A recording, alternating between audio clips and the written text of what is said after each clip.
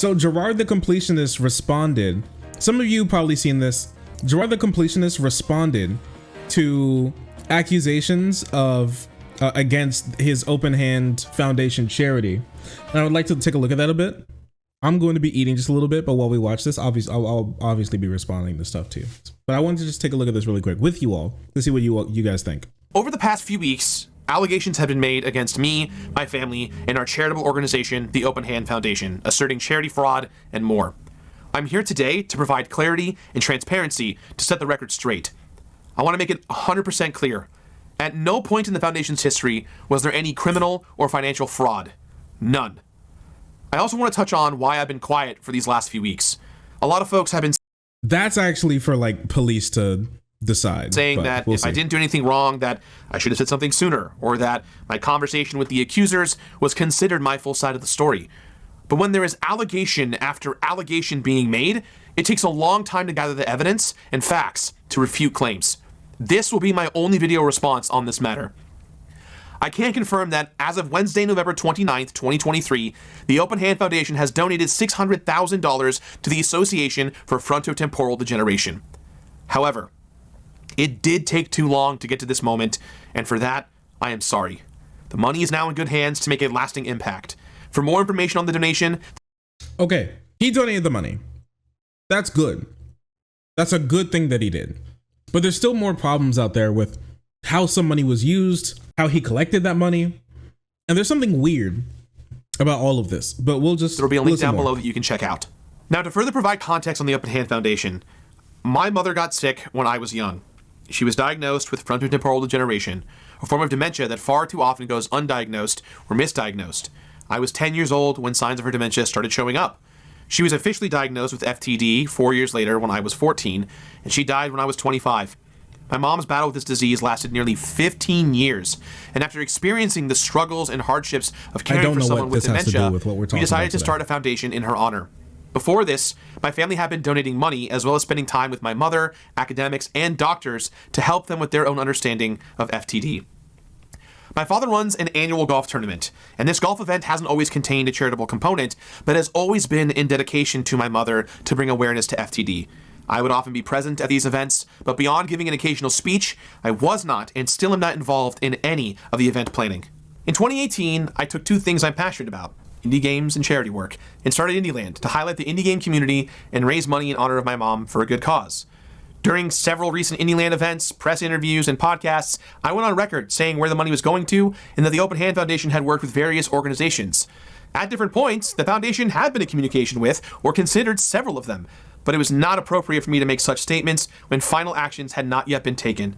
The Open Hand Foundation's goal was to make a large impact by donating the money to the right place. And a lot of the conversations that were had with various organizations involved the funds not being restricted or came with extremely high administrative costs. Look, any way you say this, action needed to be taken. And to that point, I'm sorry. I'm disappointed that I was not more straightforward regarding the Foundation's timeline for making donations, and that I made statements potentially implying donations were made when they had not yet been. It took too long for clear action to occur, and I apologize for all of this.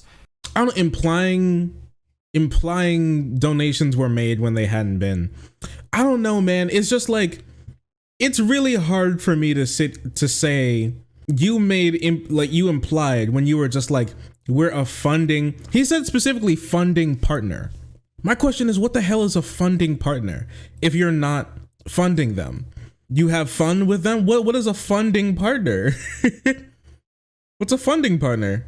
What is that? How in the world do you make yourself a funding partner? Are you the charity that's trying to help other people get funding? Trying to have other people give them funding, but you don't give them funding? But such inaction was not done for any selfish or malicious reasons.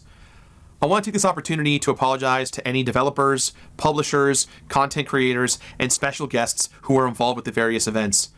I'm also very sorry to this year's IndieLand sponsor. Their team was incredibly supportive and were a great partner to work with. Most importantly, I want to apologize to anyone who ever donated over the years who felt they were wronged or led astray by any of this. Dementia is an incredibly important cause to me and my family, and so many of you at home. Advocating for more awareness has been such an important part of keeping my mother's memory alive. As the Open Hand Foundation board is currently restructuring, I am taking this time to step away from my role as a board member. I am no longer a part of the Open Hand Foundation. For the foreseeable future, should the event continue, Indieland will solely be focused on highlighting indie games. There will be no charity component. I love helping the indie game community and working with developers.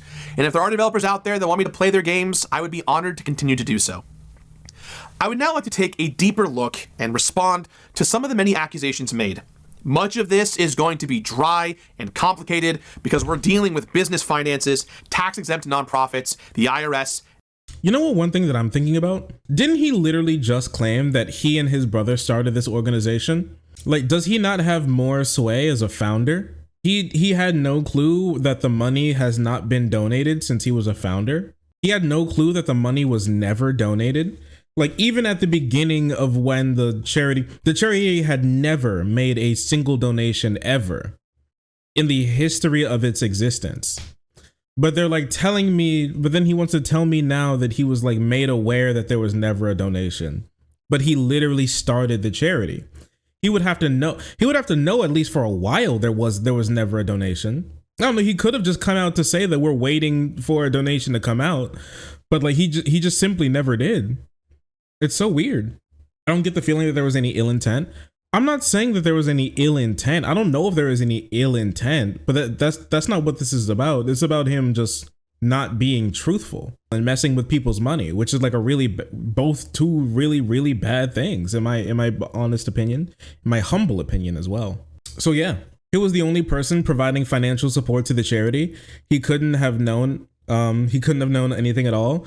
I mean, I know, funny meme. But also there was the golf tournament as well. So yeah, that money was also going into the Open Hand charity too. So he technically wasn't the only one, but he was the biggest one. And he should have known that there was no money going out. I don't understand the idea how there was no money going out. I'm kind of sus on Gerard, but his dad is also on top of my list of people behind this. Yeah, the whole family is a part of the charity. All I'm saying is that I feel like he's claiming two things at once, that he had no clue that there was never any money donated up until 2022, I guess last year, or like 2 years ago. It's either 2021 or 2022, a year or 2 years ago. He claimed that he had no clue that no money was donated. And then he said that he started the charity with his brother, meaning that he knew that they were collecting money because he was collecting money as somebody who started a charity. But then he would also have to know that there was no money going out, unless he was just like the front man and then his brother ran everything and on the back end, and he never knew that the money was being donated and his brother was lying to him the entire time. And he just doesn't want to mention that there was no money going out at all, ever. Any of their filings, for instance, this is from 2016, you can see that when they checked their organizations, they called themselves a Section 501c3 exempt private foundation. The problem with this is, according to the IRS, they actually have two designations, private foundations and public charities. Generally, organizations that are classified as public charities have an active program of fundraising and receive contributions from many sources, including the general public. In 2014, the Open Hand Foundation was originally registered as a 501c3 private foundation, which under the law is a nonprofit corporation formed to carry out charitable, religious, literary, educational, or scientific purposes that is recognized as tax exempt. When the foundation realized the limitations placed on the private foundations themselves, they sought out advice of legal and financial counsel and took action to switch to a public charity. In February of 2016, they filed to terminate the foundation's private status. For more information on the difference between private foundations and public charities, and on private foundations terminating their own statuses, I have provided links to the IRS website down below. In March of 2016, the IRS acknowledged the receipt for termination of private status and indicated to the Open Hand Foundation the necessary requirements the foundation must follow in order to comply with the IRS code. A copy of those notices are also down below with supporting IRS documentation. Further, based on the acknowledgement of the private status termination, the foundation was now required to operate like a public charity as described in the IRS code for a period of 16 months. However, the foundation was also instructed to continue to file as if it were a private foundation, Any possible issues pertaining to such filings can only be considered clerical errors and are in no way intended to be misleading, fraudulent, or criminal in any nature. Clerical errors. Since that time, the Open Hand Foundation has been compliant in operating as a public charity, and as such, the status is directly reflected on the IRS's own website. I'll link to you where you can search for yourself to see the foundation currently has a public charity status. Many crimes, especially fraud, go undetected, and unless you do something especially egregious on your filings, nothing will be flagged to the IRS. In saying that, however, these filings don't seem to be done properly, and they aren't even signed, which is definitely a legal requirement. In April 2016, after receiving confirmation of the foundation's termination of private status, the IRS had completed a randomized audit on the 2014 tax return and continued to allow the foundation to operate tax exempt, as it found nothing wrong with the foundation's filings.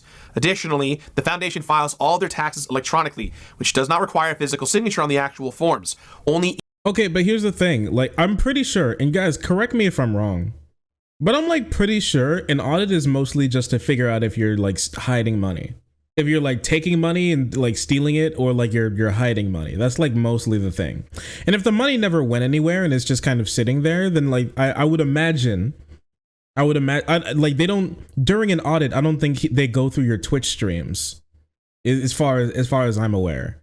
So if that's the case, I'm pretty sure it's just pretty easy to pass an audit as long as you aren't actively stealing all of the money. So I don't really know if that really is going to do much for anybody. Yeah, an audit is just to check if you're not bullshitting. Yeah. E-file authorization forms that are sent from a certified public accountant for electronic signature. Not only is this legal, but it is the industry standard for filing taxes here in the United States. The audit letter is linked down below. On to donations. There are generally two types of donations, unrestricted and restricted donations. Most donations are unrestricted in nature. By being unrestricted, donations can go to anything: research, administrative costs, travel expenses, salaries, or bonuses. Doesn't matter.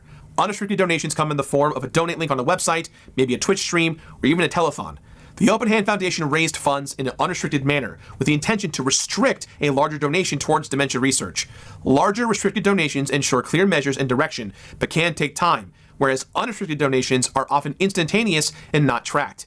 This is one of the big reasons as to why the donation took so long. The organization did not raise enough money to make the impact that would allow the funds to be restricted and avoid those high admin costs. Okay, but why didn't you just tell anybody that? And if that's the case, then what's the point of ever donating any money to anywhere?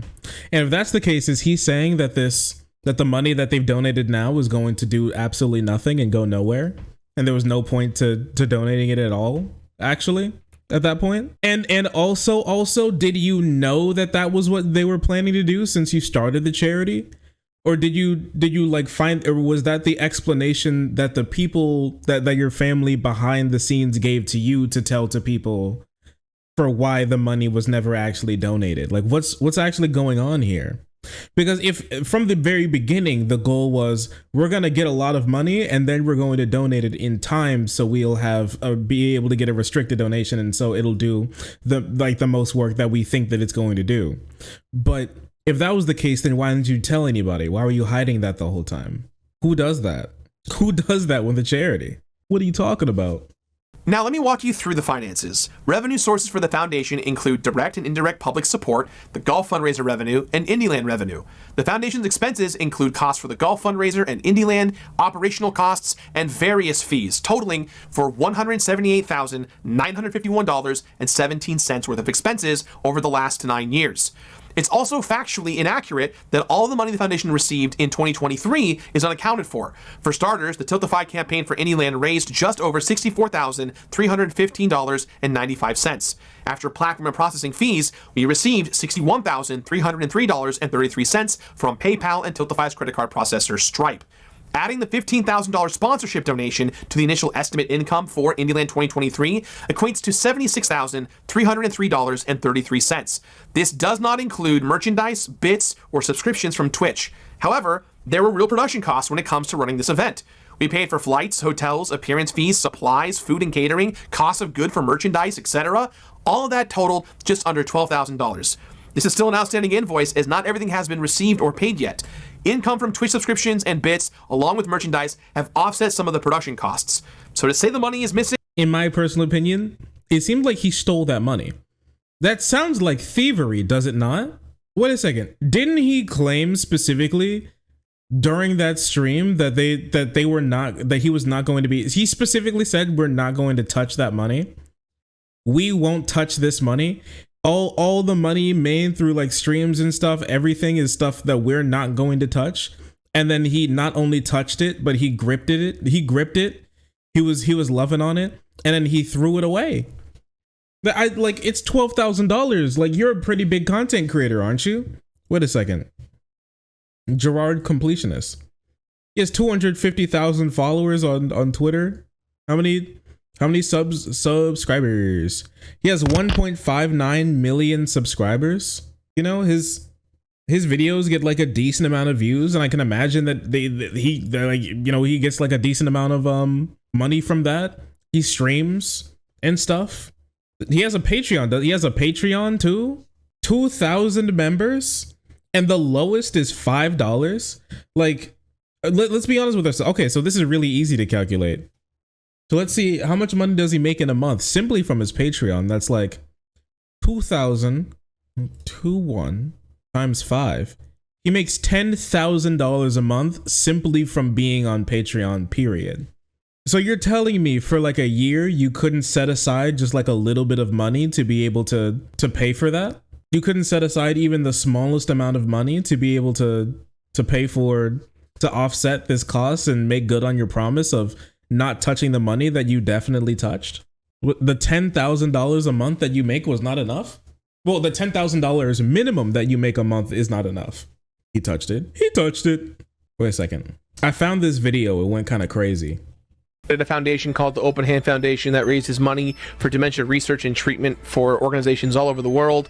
We're soon going to be partnering up with the Alzheimer's Association, currently working with the University of San Francisco, and we're kind of one of their main funding support partners going into all of this.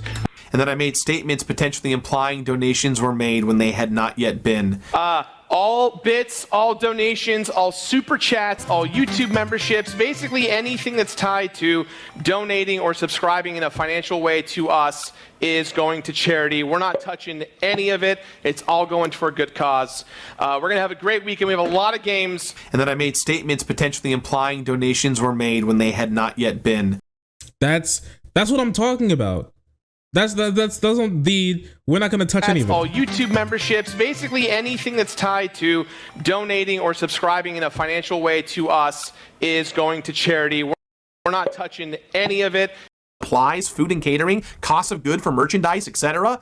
All of that totaled just under $12,000. This is still an outstanding invoice, as not everything has been received or paid yet. Income from Twitch subscriptions and bits, along with merchandise, have offset some of the production costs. Chats, all YouTube memberships, basically anything that's tied to donating or subscribing in a financial way to us is going to charity. We're not touching any of it. Okay. I just want to make sure we're all on the same page. That was definitely touched. I've never seen something touched so much in my life. So to say the money is missing is simply wrong. Also, to be clear, IndieLand does not make money on YouTube. We typically stream only on Twitch. And when we did simulcast to YouTube, we made little to no money. Next. Okay, here's the thing. Little to no money is not no money. Little to no money. Here's the big thing. Little to no money is not literally no money. That's actually more than no money. It's actually some money. And I don't think, and if you claim that you're not going to be spending any of that money, I believe that you just shouldn't spend any of that money in the way that you said you weren't going to. After you specifically just do the thing, that was definitely some money. Yeah. Let's talk about the golf tournament. And the interesting thing about the money the golf tournament raises is that it seems to disappear. Fans of the completionist who rushed out to defend him tried to claim that because Gerard hadn't spent the money, it wasn't stolen. From 2014 to 2017, filings showed the Open Hand Foundation received between $30,000 to $60,000 per event. This is likely underreported. In 2019, the foundation reported $123,816 in revenue, but the accusers alleged that $14,000 is unaccounted for. Our books do reconcile, and these accusations are the result of bad math and missing information. The 2019 IndieLand's net proceeds were $82,409.19, and when combined with $31,371.55 in revenue from the golf tournament and $10,000 from a direct supporter, it adds up to $123,780.70. $1.74. To insinuate that there are further issues with 2020 and 2021 tax returns, people forget that there was a pandemic that shut the world down. The golf events are generally scheduled in the springtime. He could show us the books, that's true. However, when the foundation had to delay the event, the only available dates weren't until November of 2021. Not only did the foundation take donations and sponsorships that had already been paid for 2020 and roll them towards 2021, but not everyone was comfortable being in public with bigger groups of people. So participation was drastically down, especially since the pandemic brought on a recession. Finally, pledges and donations are not always collected at the same time of the event. It might take a few months to receive the funds, often rolling them into the following year's income. As for what the costs are to run an event like this, there are event organizers, venue expenses, crafts and catering, event dinners, support staff, production equipment, rentals, event branded merchandise, security, insurance, and more. Smaller events have smaller costs, and as the foundation scale the events, the expenses increase proportionally. You know what's super interesting is that he's like, this money that we're going to give to dementia research, that's the money that we want to be restricted, but the money that you give to them is apparently not restricted money. Like that's something that he's like, that's something that he gave the impression was going to be restricted, but not restricted. But that because he scooped up money to offset the cost of him paying for running the event, which if you were just going to say, we're going to use some of this money to run the event and we're just going to run it like as as cheaply as possible to make sure as much goes to dementia research, that's fine. But why would you just lie about that? Or why would you not like try to refund those people? Or why would you not like later try to put that money then back towards it at a later date if you know something came up short? Why would you simply just lie? That's my thing. I like Gerard. He seems like a perfectly fine guy, but why would he simply just lie about that? Why, Gerard? Just I feel like this would be a lot less bad if he would just simply tell the truth. There's talk of $125,000 being embezzled for unknown admin purposes. As previously mentioned, we went from a private to public charity, and under both nonprofit structures, we're legally obligated to spend money on expenses. With that said, it is perfectly legal to hold donations, and in fact is not uncommon for organizations to hold their funds. I'm a computer scientist, so I really, really urge anybody that has background in tax accounting for charitable organizations, or hell, if the IRS is watching this, one of the things that Carl brought up to me very recently was the 5% rule, which again, this is a very complicated rule, but the idea is the US government expects foundations to use their assets to benefit society, and they enforce it through section 4942 of the Internal Revenue Code, which requires private foundations to distribute 5% of the market value, the fair market value of their endowment each year for charitable purposes. So again, I want to see how this rule is done, because according to the filings we've seen, they haven't actually given any money. They've spent money on operating expenses, but again, we need to actually see if they're giving their money to a charitable organization. Referencing that same rule mentioned in this claim, the foundation is actually not legally required to distribute a minimum of 5% a year in charitable donations because, once again, the Open Hand Foundation is a public charity. This means that the $600,000 that was donated did not incur any fees or is not subject to any tax penalties. To insinuate that the money was missing and that the penalties were to be applied and that my family or myself had to float the missing funds is just not true. Also, none of the money from the Open Hand Foundation has ever funded any of my projects for my company. I want to stress that not a dollar raised from Indieland and its supporters was... Oh, he has a company too? Oh, yeah, I forgot. He's got like a whole company too, man. Like, man, just like, I hate that idea, the claim. I just hate that idea. The fact that, yeah, money was used, but we're just going to take the money and we're not going to use it to be able to, that's not going to go to the dementia research, but it is going to make sure that my pocketbook isn't lighter, right? Like, we remember when we did that charity drive for East Palestine in Ohio, for like after they got hit with the train that kills you, and then we were able to donate like $700 to them. Can you imagine if I was like, guys, I took like $50 out because like I really need to pay for gas to make it to the post office to send them the check. I feel like people would be like, what the fuck are you talking about? Like, what are you talking about, man? Just do that yourself. You can't do that. Which is true. You can't do that. I'm going to be honest, saying you did the bare minimum to do by law isn't a great look. Yeah, like, the argument, well, legally we don't really have to do that. Like, sure, I guess, but I feel like you should be doing more than what's literally just legal. Ever used on anything to personally benefit me, my family, or any of our companies. We never touched this money nor ever moved it. As evidence in the public documents, no one at the foundation has ever drawn a salary. Saying that we are fraudsters, that what we are doing is illegal and constitutes charity fraud, that we are using my dead mother's name to potentially embezzle money and steal is categorically false. I should have been more transparent about the money not being donated, and that's on me.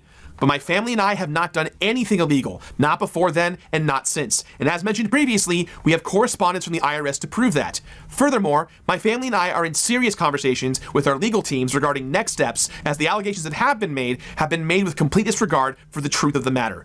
These allegations were made by individuals who self-admittedly aren't even financial or legal professionals.